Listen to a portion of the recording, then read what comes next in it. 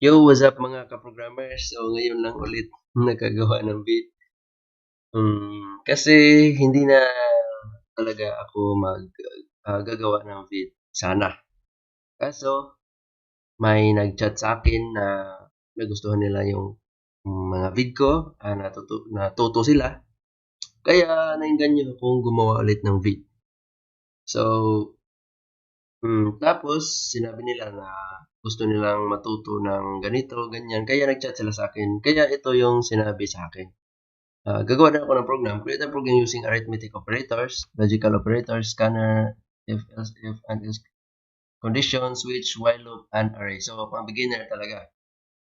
So, ito yung gagamitin natin. Gagawa tayo ng program. So, ito lang yung possible na gagamitin. Tapos, um, create anong program na gagawin natin. Basta magagamit. Hindi naman lahat. Um, kailangan lang ito lang yung dapat gamitin. So, yeah. Bago tayo magsimula, big shout out sa TMC, lalo na sa IT department. So, dyan ako nag-aaral. Tapos, kung may katanungan kayo or mamit sa personal para magturo, mag-comment lang kayo. So, ganyan lang. So, ngayon, simulan na natin. So, una, gagawa tayo ng scanner para maka-input tayo. So, by the way, gagawin natin a simple calculator lang. Tapos, i-apply natin itong to. So, import muna tayo. Import java.util.scanner. Gawa tayo ng scanner. Scan is equal to new scanner.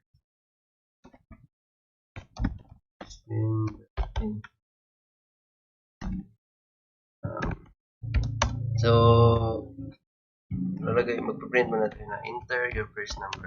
Enter your first number. Pa-calculator lang yan. So, mag-declare tayo dito ng double. So, number para sa unang number natin. So, number para sa pangalawang number na result. Para sa result kung anong gagawin natin sa dalawa or mag-add ba tayo, magsa-subtract, ganyan. So, ito 0 kasi ang value nito is result nitong dalawa, subtraction ba or addition. Itong dalawa hindi natin i-initialize kasi dito naman yung value nila sa scanner. So, dito num1 is equal to scan. Tatawagin natin yung scanner natin equals dot next double kasi double yung data type. Ito, double num1. Kaya double din. Copy lang natin to para sa num2. Enter your second number, num2, tapos double pa rin.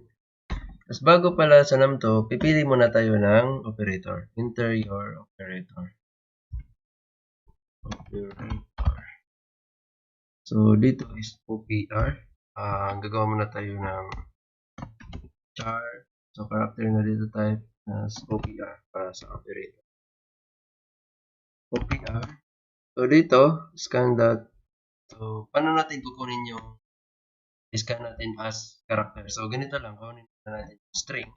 Next. Pagkatapos, kunin natin yung character na unang karakter. So, next, character at 0. So, magkuha na natin yung character. Kasi magre-return ito ng index 0. So, yung unang character sa ating string. Ganyan. So, dito, nakagawa tayo ng scanner. Check itong scanner.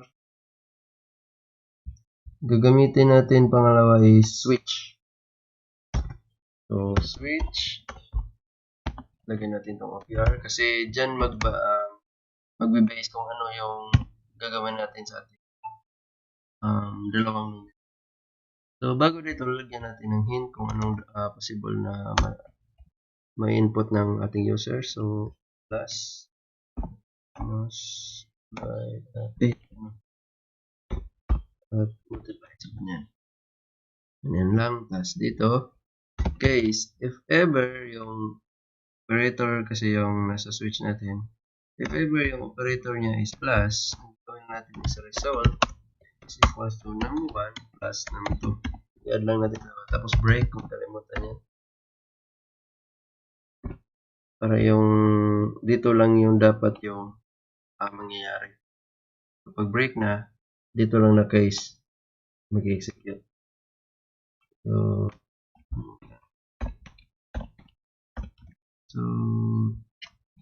may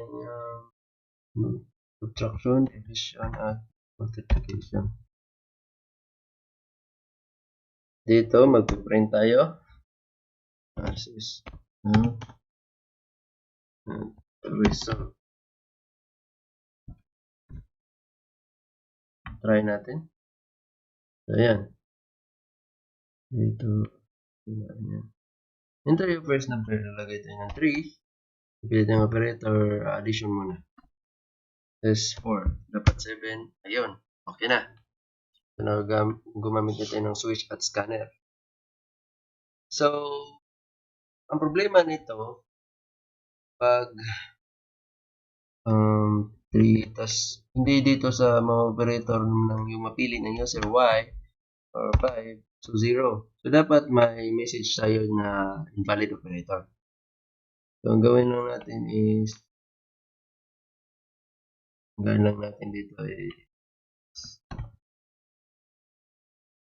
gagawa tayo ng default dito. Default. If ever wala sa mga case natin, automatic dito. So, si result is dyan lang. Gagawa tayo ng boolean para may if naman tayo. Gagamit tayo ngayon if boolean is valid equals to true. So, kung valid yung operator natin, mag-execute siya dito. Pero gagawa muna tayo ng if else statement dyan. So, if ever wala sa case natin yung input ni user, automatic is valid is equal to false. Gawin natin false. Ibig sabihin na hindi valid yung ating pag-calculate. So, ganito lang. If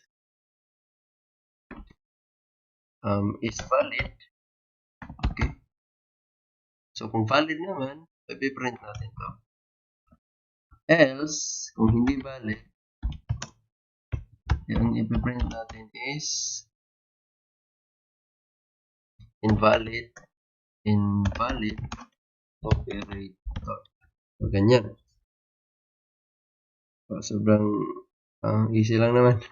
So, ganyan. So, try natin ulit. Enter your first number, 5, D, 5. So, invalid operator. Try natin ulit. Correct naman. 4 divided by 2. Huh? Wait. Bakit puro? sorry, nakalimutan kong ipahin. Ang tanga-tanga. Oh, sorry guys. So, balik minute. So, 2 times 4, 8. So, ganyan. Okay naman. So, yung invalid, 4, G2, invalid operator siya. So, ngayon, sa result is, lagay muna tayo dito ng next line. Lagay niya. Dito rin. Kung napapansin nyo, tingnan natin ulit sa 4 divided by 2. So, makikita natin 2. So, mas maganda tingnan pag makikita natin yung first number, yung second number na dito ma-display. Para maganda tingnan. Ang gagawin natin is, una, kukunin natin yung 1. Tapos, lagyan natin ng space. Ibig sabihin yan, pag 1 yung nilagay ko sa num1, ibig sabihin 1 to. May space, tapos kunin natin yung operator. May space na naman. So, for example, 1 yung nilagay ko sa num1, tapos sa operator is plus, mangyayari 1 plus space tapos result. So lalagay naman natin dito tong num2. Tapos ganyan. Ibig sabihin, ang makikita natin is na pag num1 yung nilagay, tapos operator plus, tapos 2 yung num2, tapos may result, yung 3. So mangyayari 1 plus 2 is equal to 3. Kung automatic tong mag-iiba pag kung anong operator yung napili natin. So, ganyan. So, try natin tingnan kung okay ba. First number, 3 times 5, 5. 3 times 5 equals 15. So, maganda tingnan siya. Pag ganyan. So, gamit na natin tong scanner if at else switch arithmetic operators. So, ganyan. Itong logical, tatlo itong logical and, or, and, not. So, pwede natin i-trick tong code na to, nalagyan natin ng not, tapos i-switch tong value nila. Para lang magamit natin tong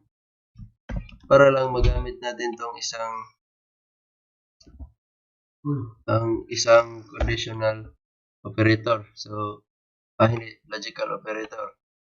Tapos is, so,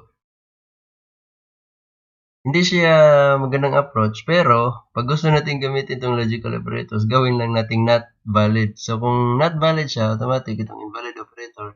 Pero pag valid siya, ito. So, nagsayang tayo ng code, pero kung gusto nyo gamitin itong logical operators dito, ganyan yung paggamit. So, switch lang natin yung kanilang code. Tapos, ginawa lang natin not. So, ganyan lang. Para magamit naman natin to. So, may switch, may FL scanner, arithmetic, logical. So, wala tayong array. Pero, gagamitin ng while loop. Para saan naman? Para maka-input ulit itong user. So, hindi na kailangan i-run ulit itong program para maka-input. So, automatic input ulit yung ating user. So, ganyan lang. While true. So, always ka magkaka-input dyan. So, kunin natin itong dito sa lahat ng code. So, not including itong scanner, dyan lang ito sa ibabaw. Huwag nyo ipasok sa while loop. So, ganyan. So, ang mangyari dito is paulit-ulit tayong makaka-calculate. So, try natin. First number is 3 times 4. So, ang pangit lang tingnan kasi walang space. Medyo pangit tingnan dito na part. Pero try natin mag-input minus 2. So, 5 minus equals 3. Okay. Nagluloop na tayo dyan. So, dito, maglalagay lang tayo ng parang line. Parang line lang muna. Ganyan. Para ma-separate yung pangalawang pag-calculate natin. 5 plus 2. Okay, enter your first number. 8 minus 3. So, ganyan. So, ito lang siguro. Ginawa ko as simple as possible. So, ganyan lang. Maganda sana pag may try catch, pero yun lang. Ito lang dapat gamitin. So, sinunod lang natin. So, I hope na nakatulong ito. Or namit kung yung gusto ng ating isang viewer na nagsabi sa atin na gumawa ako ng simple program gamit mga to. So, yun lang at salamat sa panonood.